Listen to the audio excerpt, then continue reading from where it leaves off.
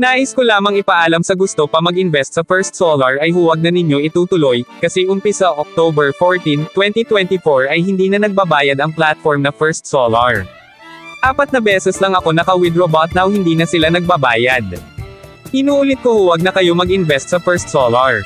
At ganoon din sa Dollar Investment kasi ang Dollar Investment ay sumubok ako mag-invest ngunit 4 na araw lang ay nawala na, hindi na active ang any invest ko.